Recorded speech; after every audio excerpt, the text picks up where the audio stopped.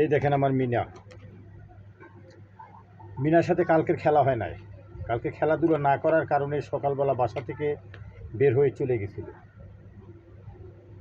কি দর্শক, এই দেখেন সে কীভাবে একা একা খেলতেছে। ছোট্ট একটা খেলনা গাড়ি মজার সাথে পাওয়া হয়েছে, সেই গাড়িটা দেওয়া হয়েছে, সেই গাড়িটা সে লুকায় আবার বের করে এই দেখেন খেলতেছে। এর একা, তার তামাশা এটাই, সে খেলাধুলাই সবসময় মাতাল থাকে।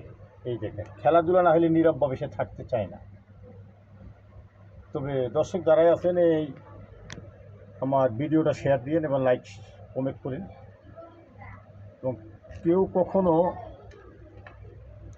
অবুঝ প্রাণীকে কেউ কখনো আঘাত করবেন না। অনেকেই দেখা যায় বিড়াল ঘরে ঢুকলে বা পাকঘরের আনাচে কানাচে থাকলে, কেউ রান্নাঘরের কিছু একটা গরম জিনিস দিয়ে পিটানি দেয় বা বাড়ি দেয়, মার দেয়, এবং কুকুর দেখলে কেউ লাথি মারে বা বিড়াল দেখলে কেউ লাথি মারে। কিন্তু আসলে ওরা অবুঝ প্রাণী, ওদেরকে কেউ আঘাত করা ঠিক না, ওরা বুঝে না কি। কারণ ওরা যদিও বোকা মতো এবং বোবার মতন, শুধু এক ভাষায় ওদের ভাষা ওরাই বুঝে, আমরা হয়তো না বুঝি।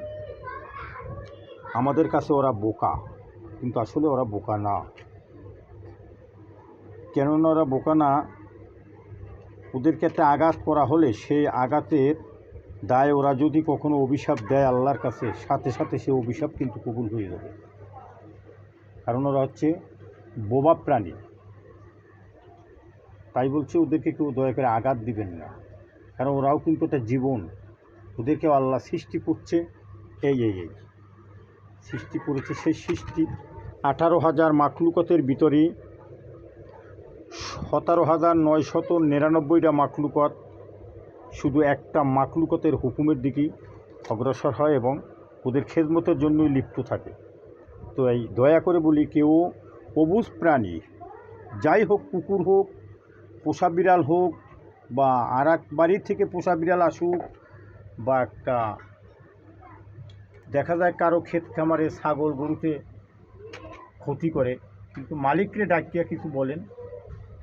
কিন্তু এই যে বোবা প্রাণীকে অনেকে দেখা যায় আঘাত দেওয়া হয়, বাড়ি নিয়ে বাঁধিয়ে রাখা হয়, না খাওয়াইয়ে রাখা হয়, কিন্তু এটা কিন্তু একটা অভিশপ্ত জিনিস। ওরা তো বুঝে না, ওরা আমাদের কাছে হচ্ছে বোকা, কিন্তু ওরা ঠিকই বুঝে। তাই বলছি, অনেককেই দেখা যায় এভাবে কষ্ট দিয়ে থাকি, কিন্তু কেউ কষ্ট দেবেন না। প্রিয় দর্শক, এই পর্যন্ত ভিডিওটা রাখলাম। আসসালামু আলাইকুম। সবাই আমার জন্য দোয়া করবেন এবং ভিডিওটা সবাই শেয়ার করবেন। ফলো দিয়ে পাশে থাকার জন্য সকলকে অনুরোধ রইল। আসসালামু আলাইকুম।